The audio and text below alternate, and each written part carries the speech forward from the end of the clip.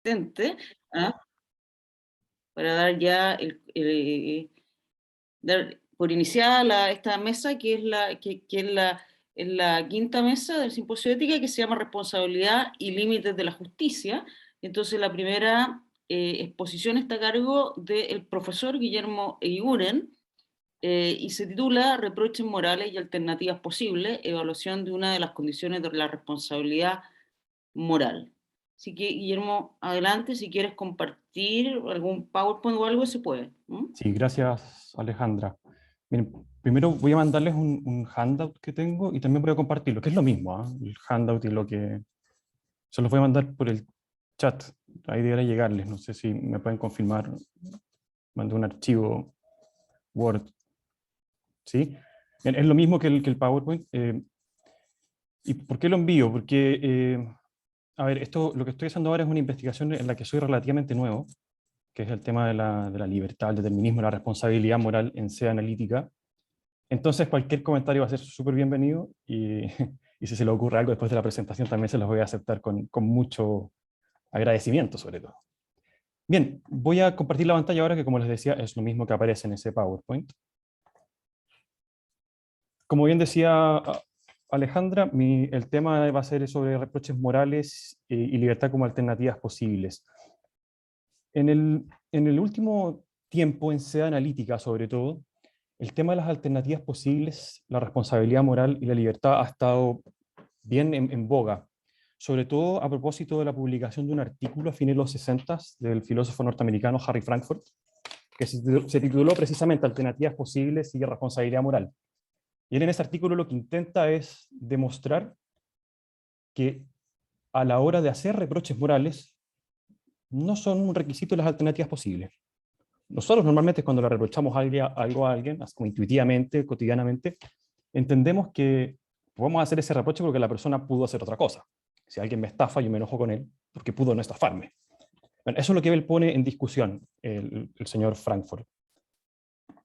Lo que quiero argumentar acá es que sin la libertad como alternativas posibles no se puede hablar de una agencia funcional. Y por lo mismo no se puede justificar un reproche moral a la gente que carece de tales alternativas en el momento en que realiza una acción moralmente incorrecta. Bueno, para esto voy a seguir estos 4 pasos. Primero voy a hacer una distinción muy rápida entre libertad como alternativas posibles y libertad de fuente, simplemente para tener un marco conceptual. Luego voy a hablar algo de los casos Frankfurt, que van a ser el centro de mi crítica. Luego, en tercer lugar, una justificación de los reproches morales sin alternativas posibles. La teoría de la respuesta a razones. Porque claro, los casos Frankfurt son un caso que apelan a la intuición. Luego en el número 3, bueno, la teoría que lo respaldaría. Y por último ya mi argumento que va a ser mostrar que no hay una habilidad funcional y que la intuición que hay tras los casos Frankfurt se debe a una ambigüedad en los mismos. Comienzo entonces. Perdón, aquí Bueno, no sé, ahí me salté una diapositiva, no sé dónde la dejé, pero si ustedes observan en el handout, ahí en el primer lugar está la distinción entre la libertad como alternativas posibles y la libertad de fuente, lo que han llamado la source free will. La libertad como alternativas posibles es la que ya les mencionaba, ¿no es cierto? Yo me enojo con alguien porque ese alguien pudo hacer otra cosa. Y la libertad de fuente es básicamente que las razones por las cuales hago algo son razones mías y no razones externas, como podría ser, por ejemplo, una compulsión. Por eso, claro, una persona que me pisa la mano a propósito, yo puedo ver en esa persona una libertad como alternativas posibles porque pudo decidir no pisarme, o una libertad de fuente, puesto que la razón por la cual me pisó es una razón suya y no algo externo. ¿Por qué es relevante esta distinción? Porque precisamente lo que atacan los casos Frankfurt es esta primera forma de libertad, la libertad como alternativas posibles. Dicho eso, la libertad como alternativas posibles tiende a ser inclusiva, tiende a incluir la de fuente. Es difícil encontrar, yo al menos no lo he visto, alguien que diga que la libertad como alternativas posibles es suficiente. En cambio, los que afirman una postura de libertad de fuente o source free will pueden optar por una u otra, y así ha sido en el debate actual, incluso en el antiguo también. Vamos a los casos Frankfurt, que precisamente tratan de discutir y de refutar esta libertad como alternativas posibles en tanto necesaria para hacer un reproche moral. Los casos Frankfurt dicen así: Black es una persona que quiere que Jones lleve a cabo cierta acción. Tal acción es asesinar a Smith, y Jones tiene el motivo deseo de venganza para llevarla a cabo. Black está dispuesto a hacer cualquier cosa con tal de que Jones no mate a Smith, que sí mate a Smith, pero de todos modos prefiere esperar la posibilidad de que Jones mismo decida por sí mismo actuar. Black no quiere ser responsable, quiere que el responsable sea Jones. Por este motivo, Black permanece escondido sin que Jones sepa de sus intenciones. Solo si Jones va a decidir no matar a Smith, Black intervendrá. O sea, si Jones se arrepiente, ahí es cuando Black interviene. ¿Cómo lo hará? Black ha instalado un dispositivo en el cerebro de Jones, de modo que ante la señal de que no realizará la acción, Black lo activará para que produzca las operaciones cerebrales necesarias para que Jones asesine a Smith. Finalmente, el desenlace del caso es que Black no tiene que intervenir, porque Jones, por sus propios motivos y razones, y sin saber nada sobre Black, mata a Smith. Entonces tenemos que no fue necesaria la intervención de Black. Intuitivamente Jones es moralmente reprochable lo que hace, pero Jones no tiene alternativas posibles, puesto que está Black ahí encargado de prevenir que Jones haga otra cosa. Este es el caso de Frankfurt, algunos retoques simplemente para la presentación actual, pero es básicamente esto, y la mayoría de las reformulaciones ha sido hecha con la misma estructura.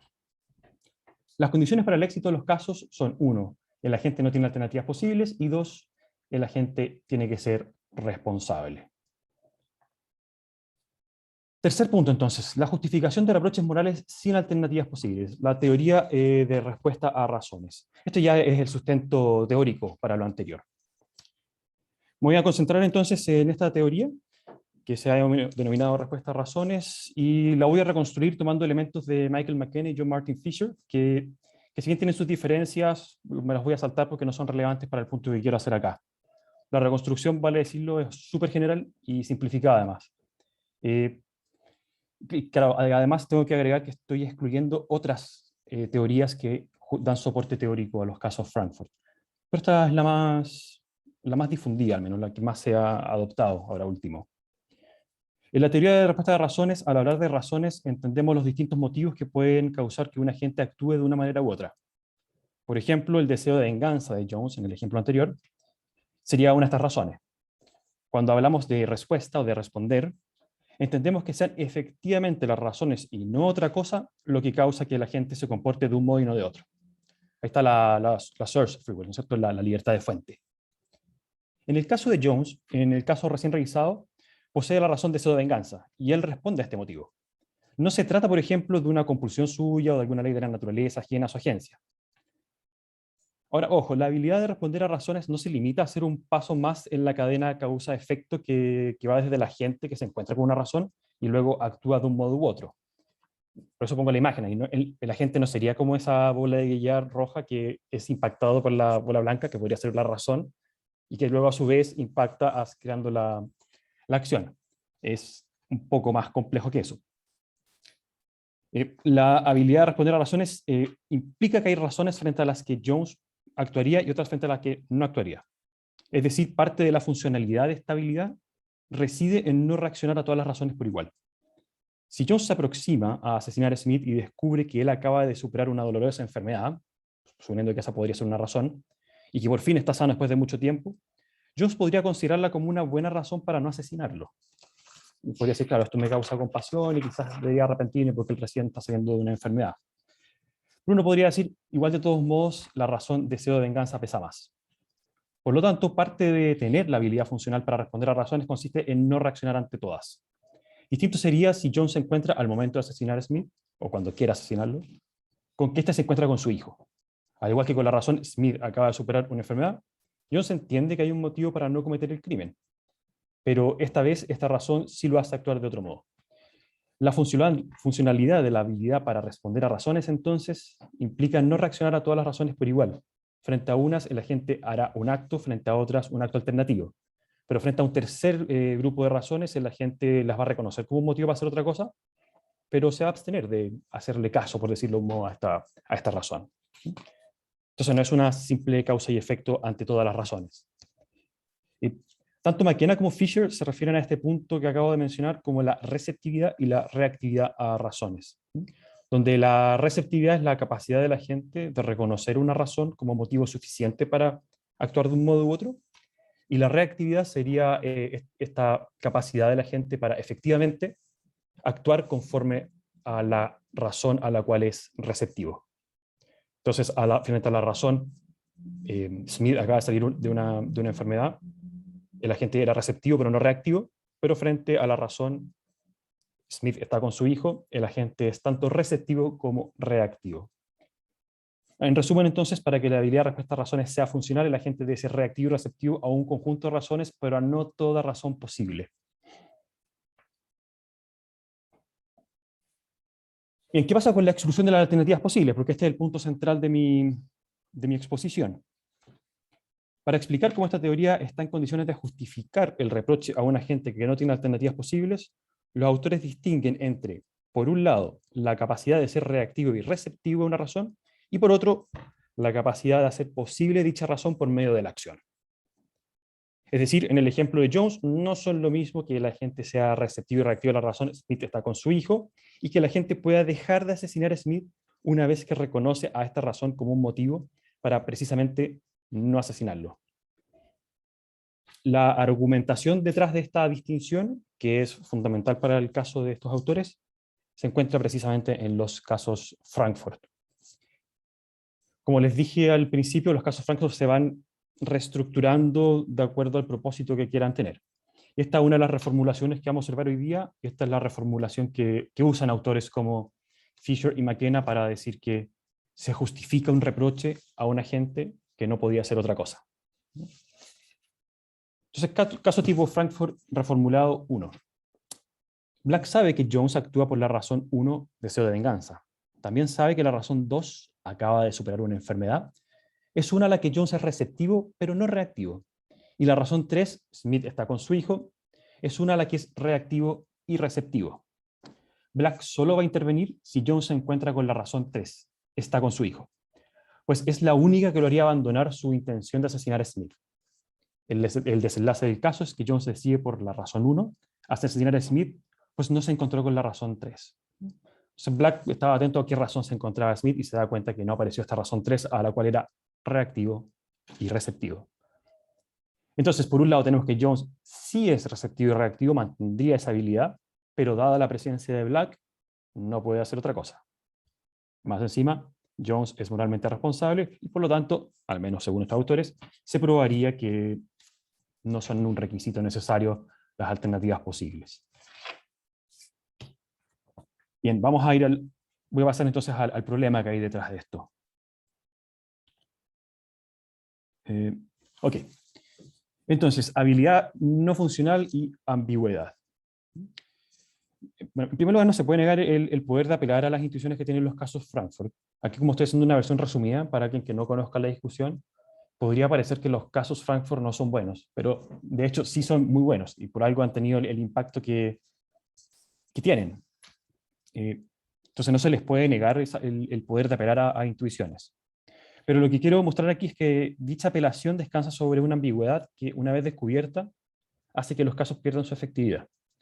Como consecuencia, la habilidad de un agente no puede entenderse como funcional sin las alternativas posibles, y por lo mismo los reproches morales no quedan justificados sin esta forma de entender la libertad. La ambigüedad consiste, yo decía, en cierta ambigüedad en el valor de las alternativas. ¿A qué me refiero con eso? A que están escritas de tal forma que, en mi opinión, luego de haberlos leído varias veces y haber leído opiniones al respecto, de todas formas, uno como lector de los mismos casos estaría percibiendo ciertas alternativas, a pesar de que Frankfurt quiere excluirlas. Entonces, una estrategia para resolver esto es reescribir, volver a reformular los casos, y esta vez ser muy explícito al excluir las alternativas. Aclaro de antemano que aquí no hay ninguna suerte de reformulación ad hoc que me permita refutarlos con mayor facilidad, puesto que recordemos que una de las condiciones de los casos Frankfurt era precisamente no tener alternativas. La reformulación quedaría así. Jones está en un mundo en el que el determinismo es verdadero. En T1, en cualquier momento, tendrá la intención de asesinar a Smith en T2. Algo artificial esta distinción, pero supongamos que uno tiene la intención primero y luego realiza la acción. Lo único que puede prevenir que en Jones aparezca en T1 la intención de asesinar a Smith es que en T0 se abra el único espacio indeterminista y que le caiga un rayo lanzado por los dioses. Estos casos analíticos siempre tienen estas cosas medio fantásticas y de ciencia ficción, ¿eh? Jones siempre ha funcionado de este modo, a saber que le surgen intenciones frente a las que no puede hacer otra cosa, pero él tiene la impresión de que son elecciones suyas, como si estuviese tomando una decisión, pues genuinamente las percibe así. Bien, y en esta reescritura del caso, como ya les decía, no hay una interpretación ad hoc, simplemente cumplo con mayor rigor, creo, el punto 1, la condición número 1 de los casos Frankfurt. Para evitar equívocos, aquí ocupo verbos como tendrá la intención, le aparecerá la intención, surgirá la intención, en lugar de decidir, puesto que el verbo decidir se presta para equívocos, para pensar que sí hay una alternativa. Además agrego el tema ese del rayo lanzado por los dioses, que no lo tomo prestado de otra autora, pero a modo de contraste, como, ok, la única opción de que pase otra cosa es que ocurra este evento cosmológico raro. No está en poder de Jones, perdón, en ningún caso cambiar el curso de las cosas. Ahora, lo más importante, cuando uno observa el caso así formulado, la intuición cambia versus la primera versión. La intuición cambia. Aquí, claro, podemos cambiar, tener distintas opiniones, pero al menos cuando lo he puesto a prueba en otras instancias, al menos la idea de que Jones es reprochable es mucho más baja acá que en el primer caso. Y en mi opinión, dependen de esta ambigüedad para tener éxito en los casos Frankfurt. Esta ambigüedad como con verbos como decidir, etcétera, etcétera. Bien, esto va a implicar, y esto es lo que yo quiero mostrar ahora en el rato que me va quedando, que esto, o sea, un agente como Jones no tiene la habilidad funcional, no tiene una agencia operativa. Entonces, ¿hay respuestas razones en la última versión del caso Frankfurt? Voy a decir que no, o sea, podemos discutir luego la intuición, precisamente por la falta de tales alternativas. La mera presencia de una libertad de fuente hace ver a un Jones autoengañado, que no sabe de su falta de libertad. Un agente como Jones sí es reactivo y receptivo a un rango de razones potenciales, como Smith está con su hijo, incluso cuando no se topa con dicha razón. Entonces, cuando Jones asesina a Smith sin confrontar una razón a la que es reactivo y receptivo, es posible afirmar que tiene la habilidad de responder a razones. Pero tal funcionalidad implica que de encontrarse Jones con una de dichas razones, reaccionaría a ella dejando de asesinar a Smith.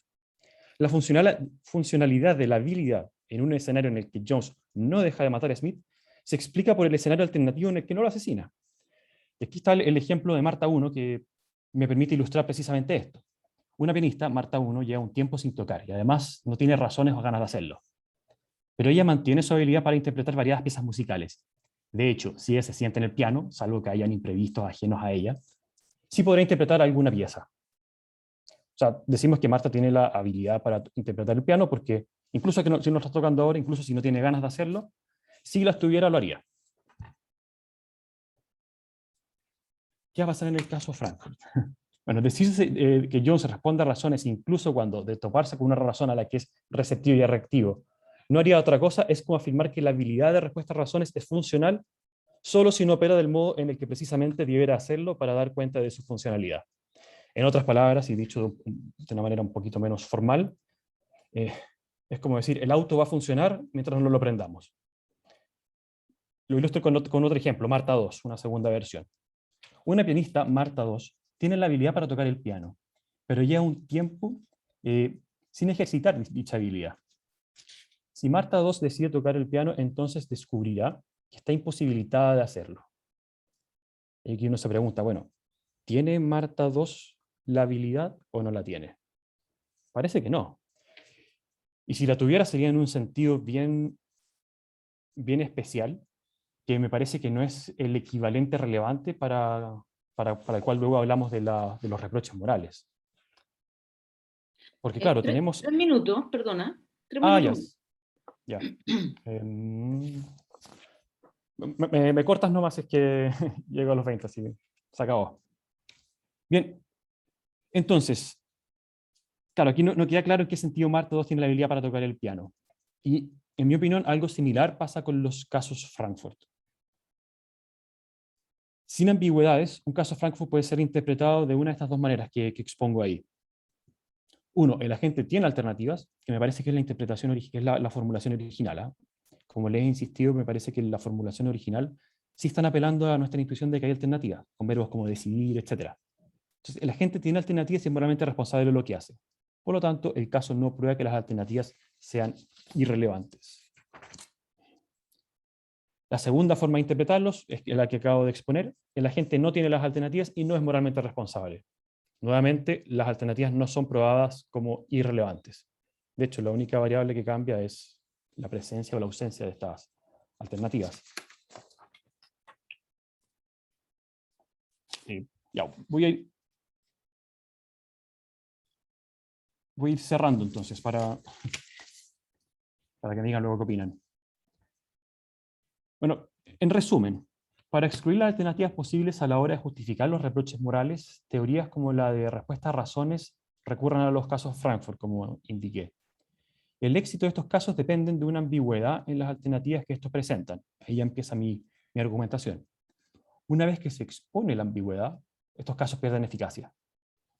Como la respuesta a razones se basa en los casos Frankfurt, entonces esta teoría no puede dar cuenta de la posibilidad de hacer reproches en ausencia de alternativas posibles. Esa sería la conclusión más fuerte, la del número 4. 5. La diferencia entre un caso en el que hacemos el reproche y otro en el que no lo hacemos está en que en uno hay alternativas y en el otro no. Por lo tanto, se puede aventurar, y aquí digo aventurar porque no faltan más razones, obviamente, que la libertad como alternativas posibles sí es una condición necesaria para hacer reproches morales. Como dije al inicio, esta forma de entender las alternativas es inclusiva, o sea, necesita también de la otra forma, pero habría que decir, si es que estoy en lo cierto acá, que la otra forma de entender la libertad como fuente, también debiera ser inclusiva. De lo contrario, no va a ser capaz de dar cuenta de una habilidad, de una agencia funcional que nos permita hacerle reproches a la gente con el que nos estamos enfrentando. Esta discusión se enmarca, por supuesto, dentro del debate eterno de filosofía entre libertad y determinismo, y esta posición, sobre todo ahora con cientificismo propio de la filosofía analítica, tendría a mostrar una suerte de compatibilismo entre la responsabilidad moral y el determinismo. Pero, claro, como he tratado de mostrar, los casos Frankfurt no nos sirven para ese propósito, al menos. Bien, bueno, tengo otras cosas que sí, pero supongo que ya estoy en la hora. Sí, sí. Gracias, Alejandra. Las dejamos para el momento de la discusión, porque, bueno, súper interesante. O sea, de hecho, yo también, en este momento también estoy trabajando en algo parecido, más o menos, digamos, o sea, por ahí. Entonces, bueno, después podemos conversar sobre esto. Encantado. Ahora Como sigamos decía, para el poder sistema tener... más o menos nuevo. Vale. Ujú. Ahora sigamos para poder tener después un rato más holgado, digamos, para poder conversar las distintas ponencias. Entonces seguimos con la de Yerko, que aquí lo veo que llegó. Qué bueno, bienvenido. Yerko Olivares, con la ponencia Responsabilidad Ecológica y los Derechos Humanos de las Generaciones Futuras. Son 20 minutos, Yerko, los que cada ponente tiene, y yo te puedo avisar alrededor de los 17 minutos para que sepas que ya hay que ir terminando. Muchas gracias. Muchas gracias, Guillermo, por la presentación. Lamentablemente tuve algunos problemas técnicos y no pude ver el principio, pero lo que alcancé a ver estaba muy interesante. Y bueno, muchas gracias a la organización por la oportunidad y por los asistentes por estar aquí de todas formas. Comienzo entonces. Bueno, ya se leyó el título, Responsabilidad Ecológica y los Derechos Humanos de las Generaciones Futuras. Comienzo. No es ninguna sorpresa para casi cualquier individuo medianamente informado de lo que pasa hoy en día, de que ya hace años existe más o menos un consenso de que el planeta pasa por una crisis profunda climática y ambiental, de proporciones nunca antes vistas. El último informe, por ejemplo, del Grupo Intergubernamental de Expertos sobre el Cambio Climático, IPCC por su sigla en inglés, publicado en agosto de este año, no hace más que seguir confirmando la continuidad de este proceso, de una especie de degradación global del medio ambiente natural, presentando unas proyecciones más bien catastróficas de seguirse este tipo de camino productivo y la contaminación que produce. principalmente dado el alza de la producción de gases de efecto invernadero e incluso a pesar de los efectos de la pandemia y de las muchas políticas que se han tomado para tratar de contrarrestar. A su vez, desde hace años, prácticamente desde que se empezaron a constatar este tipo de problemas, surgieron voces dentro de la misma filosofía, y particularmente dentro de este subcampo que es la ética, que planteaba la necesidad de hacerse cargo de estos desafíos que este nuevo estado de cosas nos planteaba. Hans Jonas, filósofo de origen alemán, fue uno de aquellos que ya desde los años 70, finales de los años 70, observó que esta ampliación de la capacidad técnica humana, esta ampliación que produce justamente estos problemas ambientales, habría implicado consigo una ampliación del del campo ético del cual nos teníamos que hacer cargo, incluyendo de esta forma en su proyecto una ampliación de lo que se había concebido hasta el momento en los estudios de esta subdisciplina. Siguiendo en parte el proyecto presentado por Jonas, en esta presentación, intentaremos introducir a grandes rasgos este cierto abordaje del problema, poniendo énfasis en el reflejo institucional que estos desafíos ambientales significaron para la forma en que concebimos la responsabilidad humana hacia otros individuos, hacia la naturaleza y hacia el futuro. Para ello daremos cuenta en parte de la relación planteada por Sergio Crechetto en su escrito Una ética de cara al futuro, derechos humanos y responsabilidad de la generación presente a las generaciones por venir, entre la concepción de Jonas sobre la necesidad de una nueva ética, que el autor cataloga como una ética para el futuro, y la consideración de las generaciones futuras como sujeto de derecho, lo cual será abordando en primer lugar los llamados derechos humanos de tercera generación, los cuales se pasarán a exponer a continuación a grandes rasgos.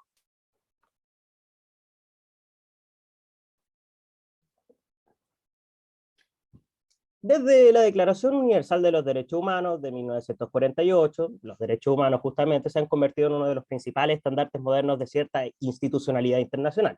Es decir, se han establecido como ciertas bases comunes a nivel global que plantean una especie de preceptos básicos para la vida que deben ser respetados, estableciéndose ciertos derechos como una particular base de carácter legal, aunque con un estatus bastante especial, que debe supuestamente ser respetada a nivel internacional y para lo cual existen algunos sistemas de protección con mayor y menores potestades para hacerlo cumplir. Sin embargo, tanto su base teórica como su aplicación práctica son un tema complejo. Pero con sus problemas de caracterización y fundamento, el hecho es que los derechos humanos se han establecido como cierta base jurídica a nivel mundial a pesar de este carácter bastante particular. Por esta razón, no es de sorprenderse que en estos últimos años, cuando una cierta demanda de un derecho se ha extendido a la mayoría de la población, defendiéndose justamente que se trata de un derecho fundamental, se ha apelado a su aceptación como derecho humano. Ejemplo de ello son ciertos derechos sociales, como el derecho al trabajo, a la vivienda o a la educación, los cuales pasaron a ser derechos fundamentales por medio de la aceptación de ciertos tratados, como el Pacto Internacional de Derechos Económicos, Sociales y Culturales. Se podría plantear, sin arriesgarse mucho, que los derechos humanos se han conformado como una representación institucionalizada internacionalmente de ciertos preceptos éticos hegemónicos, como podríamos llamarlo. Por lo cual, con la evolución, avance y surgimiento de ciertas posturas éticas entre partes mayores de la población mundial, o por medio de la imposición de estos principios, se han ido aceptando nuevos derechos que se añaden a los primeros principios establecidos por la Declaración de los Derechos del Hombre y del Ciudadano y la Declaración Universal. En tanto, se han pasado a aceptar ciertos valores que implican la necesidad de aceptarles e instituirles como universales. Esta concepción de una cierta evolución de los derechos humanos fue conceptualizada bajo la idea de las generaciones u oleadas de derechos humanos, una lectura planteada originalmente por Karl Basak en 1979, siguiendo cierto comentario del secretario general de la UNESCO de la época. Esta caracterización plantea que ha habido tres generaciones de derechos humanos, correspondientes a los tres principios de la Revolución Francesa. La primera generación habría correspondido al principio de la libertad, entendida como libertad política, siendo derechos negativos, que implicaban el alejamiento del Estado respecto a ciertas actividades, permitiéndose la libertad de culto, de reunión y de pensamiento, entre otros. La segunda generación requeriría, al contrario, la acción positiva del Estado, y se establece principalmente después de la Segunda Guerra Mundial, apuntando a garantizar igualdad y participación de todos los individuos en el ámbito del mercado. Por lo cual se sumen ciertos derechos como la vivienda, el trabajo, a la reunión sindical, dentro de otros, asociándose así el principio de la Revolución Francesa de la igualdad. Pero ya en estos años en los que hablaba Kasek, que de hecho son más o menos los mismos años en los cuales Jonas presenta su obra máxima, que es El principio de responsabilidad, se había empezado a fraguar lo que este autor planteó como los derechos humanos de tercera generación, derechos relacionados con el principio de solidaridad o la fraternidad, los cuales no apuntaban a reducir la participación del Estado en ciertas actividades de la vida, y la participación de este en el reconocimiento de los más desfavorecidos de aquello que el mercado se negaba a entregarle, sino que subraya la responsabilidad personal y social respecto de bienes naturales que no se comprende ya más como limitado e inagotable. De tal suerte se ha hablado del derecho a la paz, a la investigación, al desarrollo, a la información y al medio ambiente, por ejemplo. Para los fines que perseguimos en esta presentación, no es de especial importancia esta última oleada, la tercera, donde dentro de los derechos que se plantean ya desde aquella época como necesarios, se encontraba que era la vida en un medio ambiente natural que permitiera la realización plena de los individuos. Estos tipos de derechos ambientales se podrían considerar como aceptados internacionalmente por existencia de distintos tratados, instituciones internacionales, bueno, de hecho pronto se viene el siguiente COP, abocadas justamente al combate de las consecuencias dañinas de la contaminación, por lo que un punto de partida respecto a su consideración podría ser justamente su aceptación mayoritaria a nivel global como un derecho que debe ser asegurado. Sin embargo, la aplicación como tal de este derecho incluye los mismos problemas que la aplicación de los demás, incluso más, pues el carácter no vinculante y sin castigo de la mayoría de estos tratados. Ahora bien, la dificultad en la aplicación no es algo extraño respecto a los derechos humanos, incluso para aquellos más reconocidos en más historia. Sin embargo, en este caso, la complejidad de la puesta en práctica del derecho a un ambiente sano toma relación con algunos aspectos particulares de esta idea. En tanto, el caso particular de este derecho relacionado con la protección ambiental implicaría ciertas reflexiones de carácter moral que superan ciertos límites presentes en lo que Jonas llama la ética clásica. Límites que habrían estado presentes en la creación y mantención de las instituciones judiciales y políticas contemporáneas y que nos presentarían ciertos problemas al intentar poner en práctica la defensa de ciertos valores que solo han tomado como sentido con este estado de cosas actual. De esta forma, la misma idea, la idea misma del derecho a un medio ambiente sano pone en relieve cierta tensión presente en la aceptación de ciertos derechos, particularmente estos derechos de pretendido carácter universal, y las concepciones éticas que le fundamentan. Las políticas ambientales y la consideración de derecho a un ambiente sano se caracterizan por considerar un ámbito de aplicación más amplio que otros tipos de derechos o potestades. En tanto, se apunta a la mantención de una existencia sana no solamente para individuos de nuestra época, no solo para los individuos actuales, sino que también para los individuos por venir. Los derechos ambientales y la lucha contra la contaminación y su consecuencia están basadas no solamente en la obtención de beneficios o para la prevención de sucesos a corto plazo, sino que apunta justamente a largo plazo, apuntando al límite temporal que generalmente se había considerado históricamente, superando el límite temporal que se había considerado históricamente al pensar la responsabilidad de carácter ético que tendrían los humanos hacia lo que les rodea, incluyendo el medio ambiente y otros humanos. Esto es considerado y explicado por Jonas en su principal obra que les comentaba, El principio de responsabilidad, donde plantea que la ética desde la segunda mitad del siglo XX pasa por un desafío justamente nunca antes visto, en tanto nunca la capacidad técnica humana y su capacidad para producir y el consumir los materiales finitos de la Tierra había llegado a un lugar tan elevado como lo está especialmente desde el comienzo de la época nuclear. Jonas plantea que históricamente los humanos no tuvieron que preocuparse de que la responsabilidad ética superara ciertos límites temporales y espaciales bien delimitados y más o menos de corto alcance. Y habría razones para ello. Tanto los humanos pre-época industrial nunca tuvieron una capacidad tan grande para afectar drásticamente lo que les rodeaba de forma permanente, siendo el lanzamiento de las bombas nucleares justamente la señal más clara de que hemos llegado a un momento en que si se tiene esta capacidad, y por tanto, deberíamos replantearnos ciertos preceptos unidos a este antiguo estado de cosas. Esta ampliación de la capacidad productiva humana implicaría, por tanto, nuevos desafíos para la ética, puesto que esta disciplina históricamente nos había tenido que hacer cargo de pasar los límites de la responsabilidad humana a tal magnitud, centrándose en las relaciones de los humanos cara a cara, en un espacio temporal y espacial estrecho. Si bien es cierto que ya desde la modernidad algunas personas habían empezado a considerar un mundo interconectado y el carácter global que comenzaban a tomar las relaciones humanas, solo con el siglo XX que este proyecto de una comunidad global empieza a tener un correlato institucional internacional. Este nuevo mundo correlacionado y codependiente que funcionaba así gracias al aumento de la capacidad técnica y a la interrelación productiva, implica el surgimiento de lo que podríamos llamar una responsabilidad a nivel global, que tendría su expresión, por ejemplo, en la existencia de tratados internacionales sobre el cambio climático, que asumen que solo se puede combatir este fenómeno desde la perspectiva de una comunidad de carácter mundial. Este contexto y este problema particular permiten de esta manera plantear la necesidad de repensar estas consideraciones sobre los humanos como agentes morales, según los plantearía esta ética clásica. Reflexionando en torno a los límites de esta que parecen presentar complejidades cuando estamos pensando este nuevo panorama. Es frente a esta situación, expuesta así por Jonas, que este autor plantea la idea de lo que se podría llamar la ética para el futuro, es decir, una ética que considere la ampliación del círculo ético humano, tanto espacialmente, es decir, a todo el mundo, a todo el globo, como temporalmente, porque ya no solamente estamos pensando a corto plazo, sino que pensando básicamente en las generaciones futuras y en los humanos del porvenir.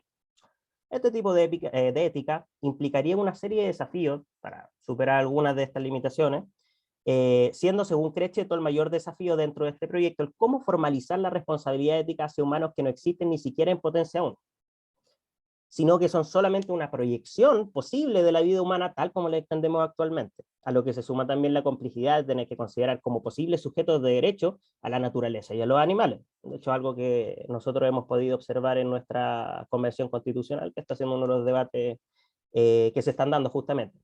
En tanto, el establecimiento de políticas de protección ambiental incluye una reevaluación de la relación con la naturaleza y nuestra relación moral con ella, justamente. La consideración de la continuación de la existencia humana y los derechos que esto debería implicar, como el derecho a un medio ambiente sano, presenta entonces ciertas interrogantes que Crechetto sintetiza de la siguiente manera.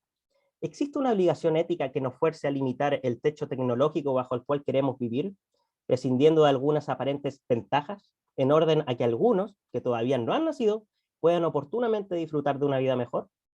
Ello acarrea muchas dificultades y está culminada a explicitar qué se entiende, por ejemplo, por mejor vida y a encontrar razones que apuntalen el deber que existe de obligarnos con aquellos que nos seguirán.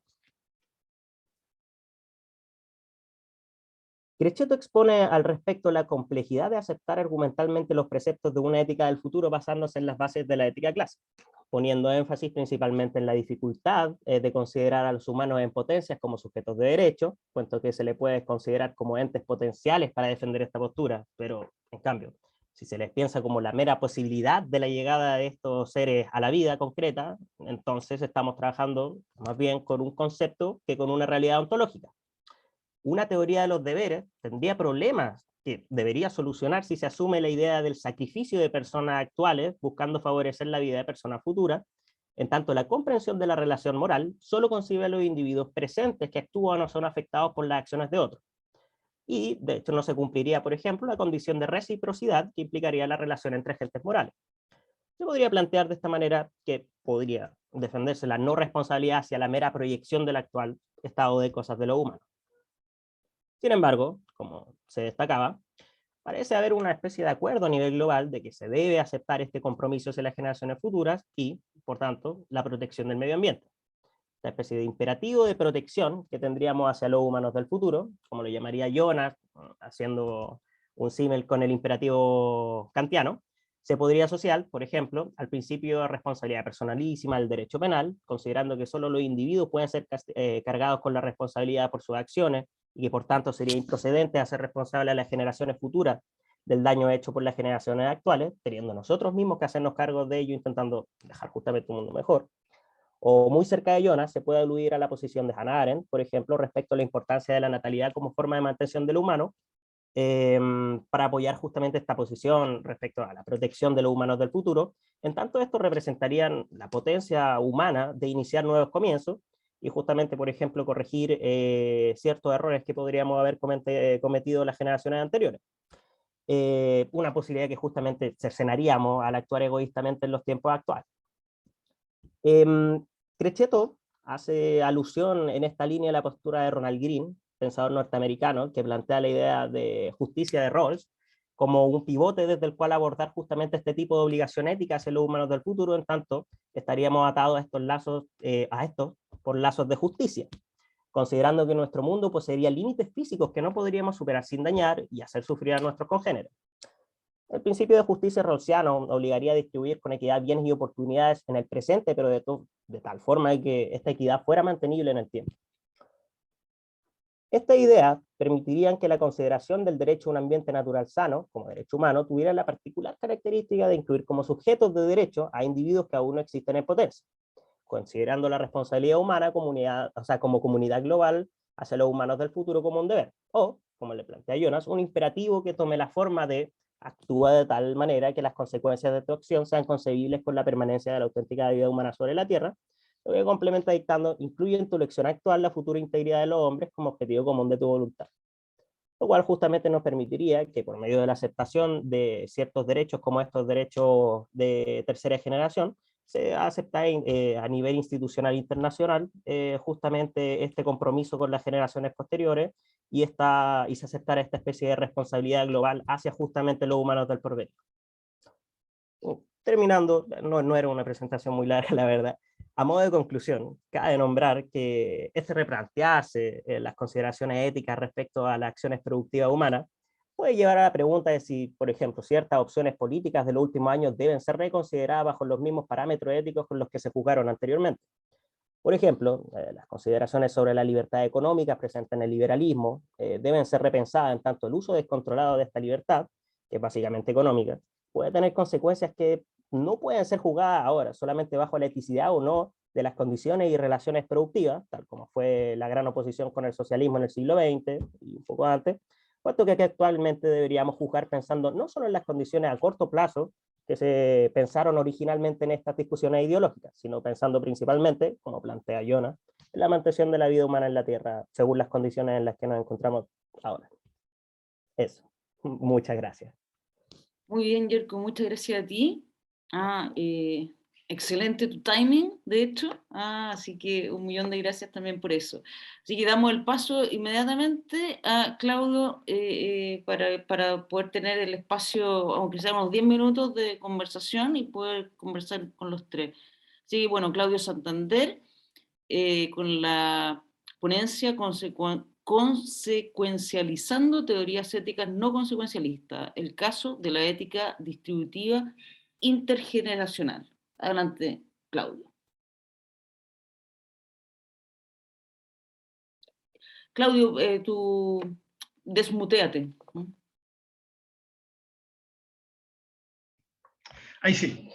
No, estaba dando las gracias por la oportunidad de presentar este trabajo que se enmarca dentro, bueno, ustedes saben que uno tiene que mencionarlo por obligación y está bien que sea así. Este trabajo se enmarca dentro de un proyecto Fondesit postdoctoral que empecé este año sobre justicia intergeneracional en el Instituto de Filosofía de la Universidad Católica. Así que este es de alguna forma un trabajo que está empezando, digamos, a desarrollarse. Es una etapa exploratoria de ciertos temas. Particularmente yo no me especializo tanto en ética, pero más bien en filosofía política, pero he necesitado dar algo así como unos pasos, digamos, merodear un poco ciertas discusiones en filosofía moral para poder apuntar, digamos, especificar, identificar cuál es el objeto de estudio propiamente tal de la investigación en general. Lo que voy a hacer hoy día es básicamente tratando de juntar dos discusiones, una discusión que tiene que ver con la ética intergeneracional y particularmente la ética distributiva intergeneracional, que algo así, uno podría decir es algo así como una subdisciplina, un subcampo de la ética intergeneracional, en el sentido de que la ética distributiva intergeneracional lo que trata de hacer es de tratar de determinar cuáles son los patrones distributivos de bienes, cargas y oportunidades sociales que por lo general son escasos respecto a las obligaciones que existen entre distintas generaciones, y particularmente el tema que me va a interesar es entre generaciones distantes en el tiempo. La literatura hace una distinción entre aspectos intergeneracionales que tienen que ver con concepciones de tiempo de largo plazo y consideraciones más intrageneracionales que tienen que ver con la relación que existe entre cohortes dentro de una misma generación, ¿no? Por ejemplo, las generaciones más viejas respecto de las más nuevas, los padres respecto a los hijos, los abuelos respecto a los nietos, etc.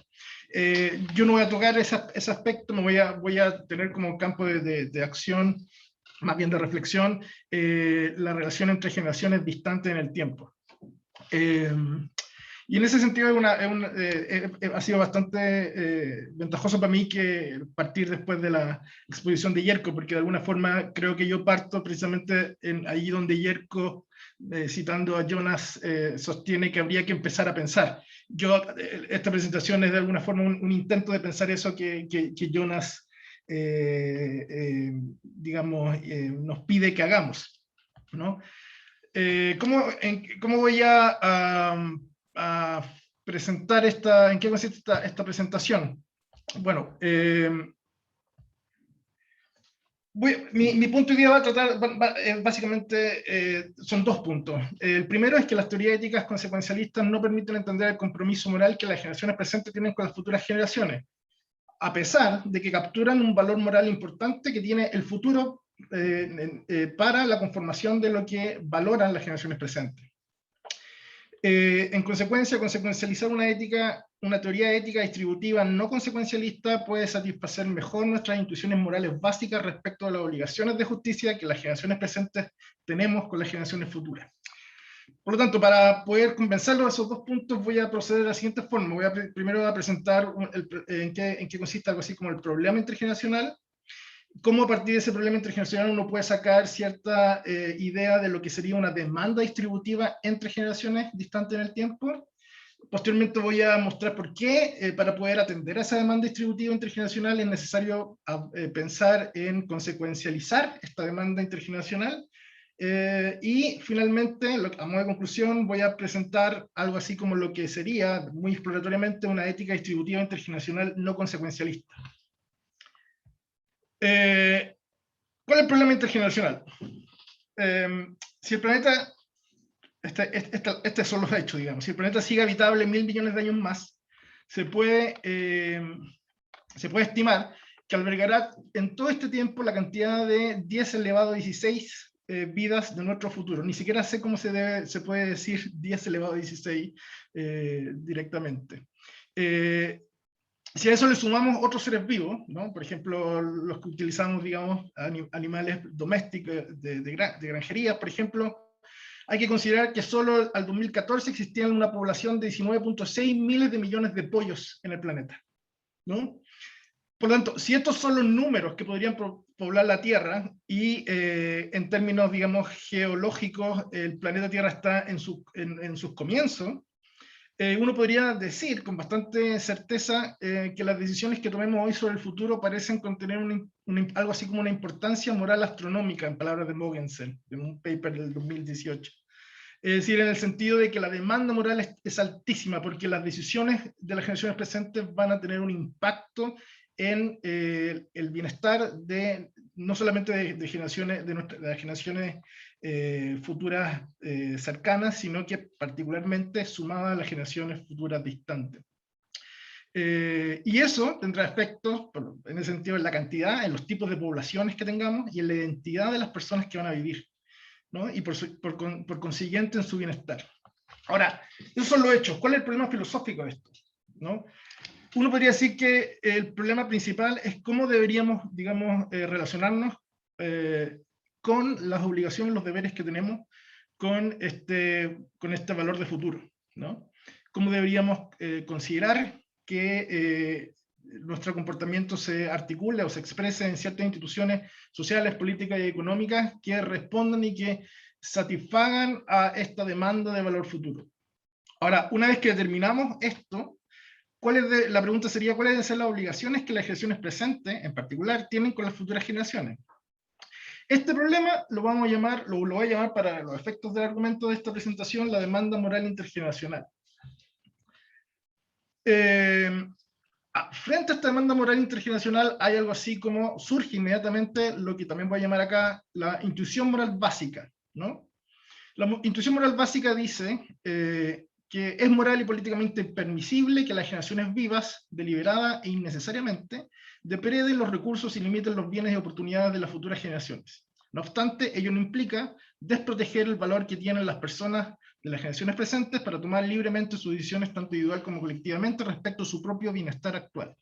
No, es una intuición, digamos, es una formalización de una intuición que podríamos compartir y que podríamos decir que tiene ese estatus de intuición básica, digamos, y que está, si ustedes se dan cuenta, está conformado por dos cláusulas, ¿no? La primera que tiene que ver con las obligaciones intuitivas que tenemos las generaciones presentes con las generaciones futuras, y además algo así como una consideración, ¿no? Que tiene que ver con que esa obligación con el futuro no puede, digamos, dañar las decisiones, más bien el bienestar de las generaciones presentes, o al menos el bienestar de aquellas personas menos aventajadas en las generaciones presentes. Ahora, de esa intuición, inmediatamente de esas dos cláusulas se sigue algo así como lo que he llamado la demanda distributiva intergeneracional, ¿no? Los miembros de la generación presente tienen la obligación, si es que consideramos que es verdad la intuición moral, tienen la obligación de transferir beneficios, cargas y oportunidades sociales a las futuras generaciones en un esquema distributivo que no sea al menos peor del que gozaron o del que gozan las generaciones presentes. Ahora, dado que el valor de las vidas, tengo que estar moviendo esto porque no leo bien, dado el hecho del valor de las vidas que habrá en el futuro, el desafío moral, ¿no? Lo que decía al principio, el desafío moral es cómo determinar un esquema distributivo que cumpla precisamente con esa demanda distributiva, de tal modo que las generaciones presentes satisfagan esa demanda distributiva intergeneracional. Es un poco el problema, ¿no? Ahora avancemos un poco a cuál es la demanda, en qué consistiría, o cómo abordar esta demanda distributiva intergeneracional. En términos éticos, las dos formas, digamos, tenemos muchas opciones, digamos, de pensar el valor que tiene el valor moral, digamos, y qué debería guiar nuestras acciones y qué bienes deberíamos priorizar sobre otros. Una distinción fundamental es la que existe entre éticas consecuencialistas y no consecuencialistas. El utilitarismo, que es tal vez una de las concepciones contemporáneas más preclaras, digamos, y mejor elaboradas, digamos, del consecuencialismo, supone que, si hacemos caso a este valor futuro, las demandas morales no solamente son muy estrictas, sino que además son inalcanzables para las generaciones presentes. Aquí pongo dos versiones, el utilitarismo agregado total y el utilitarismo del promedio. Básicamente la idea es, aquí lo formalicé, digamos, para poder reunir, digamos, en esa fórmula varias concepciones diferentes, digamos, pero que coinciden en lo importante, en la idea de que el valor agregado, digamos, del bienestar de distintos individuos en un conjunto dado es lo que determina el valor que debe priorizarse. En ese sentido, si estipulamos, por ejemplo, que un resultado O dentro de un grupo de n personas en el que se denota la utilidad de un individuo, la función de valor será precisamente el conjunto, la sumatoria, digamos, de esa utilidad individual. De la misma manera, el utilitarismo del promedio funciona digamos, con la misma idea central, con la diferencia que en el utilitarismo del promedio, la utilidad total de los miembros, digamos, de una población dada va a dividirse por el número de la población determinada.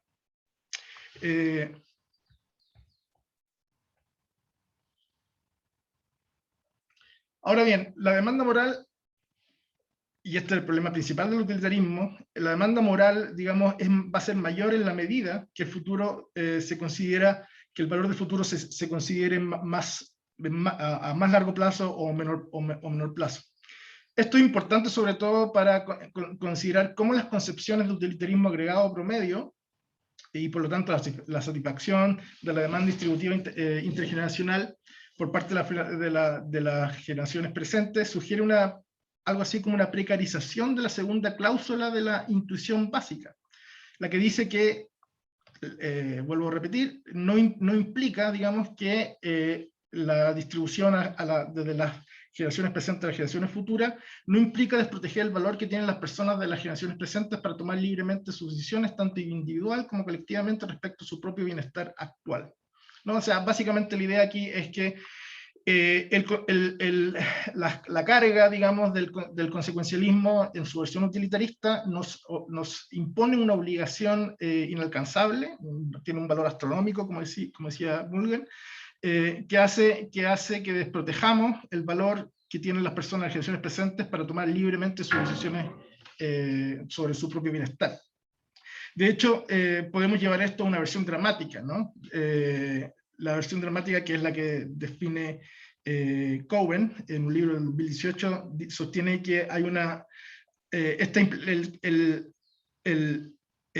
utilitarismo implica que los pobres tienen que subsidiar básicamente a los ricos, ¿no?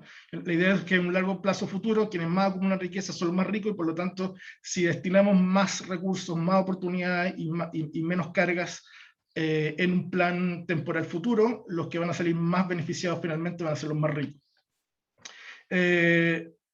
Aquí cito un poco el texto de Cowen, dice: la redistribución directa, cortoplacista para el pobre de hoy no es ya el esquema por defecto para una teoría moral que enfatiza el bienestar individual. Al contrario, en muchos casos el utilitarismo le cuesta evitar la conclusión de tener que redistribuir más recursos a los más ricos.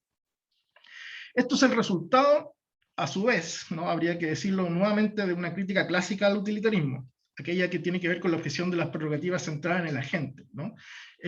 La demanda agregativa del utilitarismo, y esta ha sido la crítica clásica, digamos, no logra distinguir diferencias individuales, ¿no? Diferencias o demandas, digamos, individuales. Lo mismo sucede con una versión un poco más sofisticada del utilitarismo y que se ocupa en economía normativa, que es lo que se conoce como en la literatura como el problema del descuento. El problema del descuento es la idea, digamos, que está a la base de distintos tipos de políticas públicas, de economías de desarrollo, que trata básicamente de hacer evaluaciones de escenarios, ¿no? Se ocupa en evaluación ambiental, se ocupa en evaluación de proyectos, etc. Y básicamente el instrumento que se conoce como la tasa social de descuento.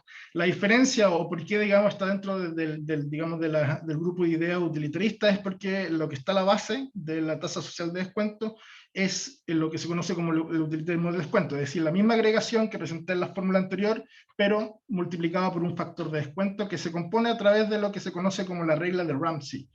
Ramsey fue un filósofo y matemático inglés de la Universidad de Cambridge que propuso en 1928 una fórmula matemática para poder determinar cuáles son los flujos de productividad económica que deben producirse y ahorrarse para poder satisfacer ciertas demandas de equidad intergeneracional, ¿no? Y por lo tanto, la idea de Ramsey, en términos económicos, es que la sociedad tiene que producir cierta cantidad y debe ahorrar cierta cantidad, de tal forma, digamos, de traspasar generación tras generación una cantidad productiva, una masa productiva que la haga sustentable en el tiempo.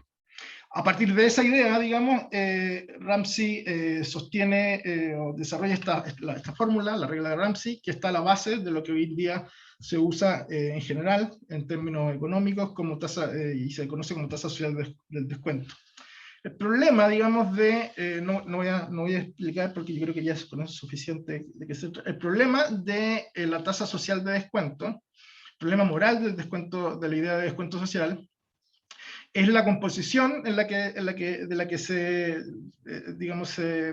se compone la fórmula. Y esta composición es la que ha traído de alguna manera bastante controversia, particularmente hoy a partir del informe de la economía del cambio climático de Stern el 2007, el 2006, la discusión que tuvo con Nordhaus el 2007, y la idea básicamente, o la controversia tiene que ver con cómo podemos o qué punto de vista moral tenemos que adoptar para poder responder a la pregunta de cuánto bienestar las generaciones futuras pueden descontar, cuánto bienestar de las generaciones futuras podemos descontar a las generaciones presentes, ¿no?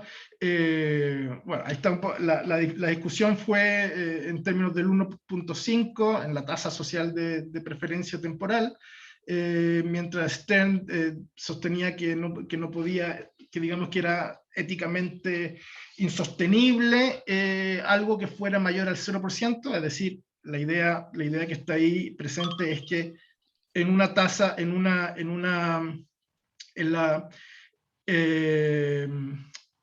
esta relación temporal entre distintas generaciones, no se le puede dar más prioridad a una generación solamente porque ocupa un lugar determinado en el tiempo, ¿no? Por lo tanto, darle digamos, una tasa mayor al 0% significaría priorizar una generación sobre otras de forma arbitraria. La discusión en la base de estas diferencias consiste precisamente en justificar las bases morales para poder responder a la pregunta sobre razones para descontar el bienestar de las personas que viven en el futuro. En este sentido, Rawls, por ejemplo, afirma que no existen fundamentos para descontar el bienestar futuro sobre la base de una preferencia temporal pura, que era la idea precisamente del 1.5 de Nordhaus. La discrepancia, por lo tanto, también en palabras de Connie, tiene que ver con, como lo decía hace un rato, la protección del bienestar y de los intereses de las personas que deben ser futuras, que deben ser irrelevantes respecto a la posición que estas personas tengan en el tiempo. O más bien, es controversial poder sostener que existe cierta prioridad porque las personas están más cercanas al tiempo de nosotros, a pesar de que eso es bastante intuitivo al mismo tiempo, ¿no? Tendemos a darle mayor valor al bienestar de las generaciones más cercanas que a las generaciones más lejanas, o como decía ayer hace un rato, personas que aún ni siquiera han nacido, ¿no? 3 minutos, Claudio. Uf. Ya, sí, no, perdón, todo es mi culpa. Otro problema tiene que ver con el efecto de la nueva identidad, ¿no? Piensa, por ejemplo, en el proyecto Dominga. El proyecto Dominga, una de las cosas que ha estado, digamos, en el tapete noticioso en los últimos tiempos, tiene que ver con la idea de un informe sobre la viabilidad ambiental de ese terreno, y que tiene que ver con una evaluación de los distintos escenarios que la aprobación o el rechazo podría generar si se sigue uno de los dos cursos de acción. Lo que el efecto de la nueva identidad sostiene es que cuando se elige uno u otro, se entra a un terreno de inconmensurabilidad intergeneracional. Es decir, cuando elegimos no aprobar Dominga a aprobar Dominga, no solamente estamos decidiendo distintos escenarios, digamos, de políticas públicas, sino que también estamos determinando quiénes, qué población van a ser y qué identidad va a tener. Las personas que nacerían si nosotros determinamos aprobar Dominga no van a ser las mismas personas que nacerían si no aprobamos Dominga. Por lo tanto, no podemos comparar los efectos que van a tener mutuamente. Ese es el efecto de la nueva identidad. El asunto, por lo tanto, es que no podemos determinar el valor del futuro. El consecuencialismo moral, la ética consecuencialista fallan, digamos, en ese respecto, porque es difícil poder conceptualizar y poder determinar el valor del futuro, y al mismo tiempo, si lo hacen, es altamente demandante. La propuesta es precisamente consecuencializar. ¿Y por qué consecuencializar una teoría ética no consecuencialista? Bueno, básicamente para poder responder a la intuición moral básica que decía hace un momento, ¿no? Que es moral y políticamente impermisible que las generaciones vivas, deliberadas e innecesariamente, depreden los recursos y limiten los bienes y oportunidades de las futuras generaciones. A pesar de todas las diferencias que tenemos, dificultades y complejidades que tenemos para poder determinar cómo poder determinar los recursos, bienes y oportunidades que le corresponden a las futuras generaciones. La solución que yo propongo, por lo tanto, es consecuencializar una ética distributiva intergeneracional no consecuencialista. ¿En qué consistiría o cómo se vería algo como esto? El proyecto consecuencializador es una discusión que se viene teniendo desde los años 2000 en filosofía moral y básicamente supone que cualquier teoría ética puede ser consecuencializada, incluso si es una teoría ética no consecuencialista, si cumple con tres estructuras, con tres partes de una estructura metateórica: un conjunto de opciones, una función evaluativa y una representación o un estatus deóntico, ¿no? ¿Por qué se quiere preservar el consecuencialismo? Bueno, básicamente por la idea principal que responde a la intuición básica intergeneracional, que tiene que ver con lo que Philippa Foot llamaba la fuerza cautivadora del consecuencialismo, o la idea irresistible, como dice Schroeder, que tiene que ver con la idea de que lo importante, se captura la idea de que lo importante moralmente es generar y traer mayor bien que mal, ¿no? Por lo tanto, consecuencializar podría, a pesar de la dificultad del consecuencialismo, podríamos retener, digamos, la capacidad que tiene el consecuencialismo para desarrollar mayor bien, en este caso para las generaciones futuras, y en ese sentido aventajar a los menos aventajados, a los más pobres, digamos, de las generaciones actuales, y al mismo tiempo cumplir con la demanda distributiva de mejorar las condiciones de las futuras generaciones. Para terminar, entonces, yo propongo un convencionalismo moral rawlsiano. No voy a tener tiempo aquí para desarrollar, pero ustedes pueden cambiar convencionalismo moral rawlsiano por cualquier otra teoría no consecuencialista, y mi tesis es que va a cumplir con los mismos objetivos. Las generaciones presentes deben estar obligadas a actuar de acuerdo a un esquema distributivo establecido, esto diría el convencionalismo moral rawlsiano, establecido por una estructura básica de instituciones sociales, políticas y económicas que expresen las demandas del principio de ahorro justo, que es una restricción del segundo principio de justicia, el principio de la diferencia. El contractualismo rawlsiano sostiene que las partes de la posición original deberían adoptar el principio que ellos hubiesen querido que las generaciones anteriores hubiesen adoptado. Si esto lo consecuencializamos, quedaría con que un conjunto de opciones es que las opciones distributivas que la estructura básica institucional determina son las que tienen a su disposición las generaciones presentes para tomar una decisión. La función evaluativa es que lo que es permisible para las generaciones presentes es lo que resulte en el mayor bienestar de las generaciones, de las futuras generaciones, ordenadas en un ranking de preferencias dentro de las opciones que la estructura básica permite. Para poder evaluar deónticamente cuál de ese ranking de preferencia debemos decidir, lo distributivamente justo, ese sería el estatus deóntico, es lo que resulta en mayor bienestar para las generaciones futuras, entendida como la función de valor, que va a permitir evaluar dentro del ranking de opciones que la estructura básica permite, cuál debe ser la situación determinada en la que las generaciones presentes puedan cumplir necesaria y satisfactoriamente con las dos cláusulas de lo que llamábamos la intuición moral básica intergeneracional. Muchas gracias y disculpen por el tiempo. Bien, muchas gracias a ti. Y bueno, de todos modos, o sea, nos quedan unos 10 minutos, unos 10 minutos en que podemos,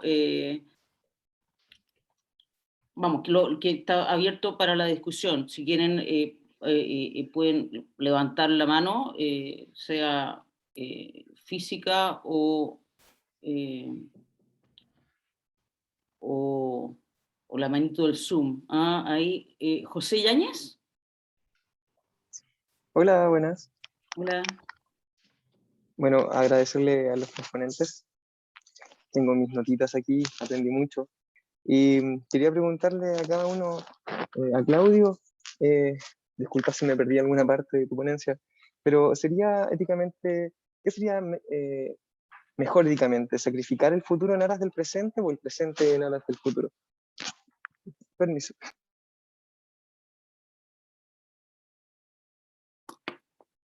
¿Respondo de inmediato? Sí, claro. Ok. Es que pensé que le iba a hacer una pregunta a todos, entonces tal vez la juntábamos y después respondíamos cada uno. Bueno, respondo de una vez. Bueno, yo creo que poner las cosas así como... Gracias por la pregunta, José. Poner las cosas así un poco como lo describe es un poco la manera en que uno trata, o la ética intergeneracional trata, digamos, de arrancar, ¿no? Es decir, si bien tenemos existe esta intuición de que debemos proteger, y nos queda cada vez más claro después de, digamos, del último informe del panel internacional contra el cambio climático, las necesidades que tenemos de disponer no solamente de recursos, de bienes, sino que también de un campo, de una estructura básica institucional que pueda atender al bienestar y a la sustentabilidad de las generaciones futuras. Por lo tanto, yo diría que la pregunta corta, para decirlo así, y para que los demás también puedan responder, es que yo creo que es posible, éticamente hablando, poder salvaguardar y proteger el bienestar de las futuras generaciones al mismo tiempo que protegemos a los menos aventajados de las generaciones presentes, digamos, sin pasar a llevar al mismo tiempo la agencialidad, la necesidad de toma de decisiones colectivas e individuales que tienen las generaciones presentes respecto de sus propios intereses y su propio bienestar. Vale, muchísimas gracias. Disculpa, estoy trabajando. Las dos preguntitas, no sé si podría hacerla a Yerko. ¿Tú crees, a propósito de todo lo que hablaba Jonas, ¿tú crees que existe algún límite en el cinturón ético? ¿Existe algún límite en el cinturón ético? Porque si reconocemos una ampliación respecto a la técnica en el campo y el horizonte ético, mi pregunta es, ¿cuáles son los límites? ¿Hasta dónde puede llegar? Y a Guillermo, si es posible, yo creo que no me quedó claro. ¿El agente es reprochable moralmente si no tiene alternativas? Y tomando lo que decía un poco Claudio, entonces esta es una ética no consecuencialista. Muchísimas gracias.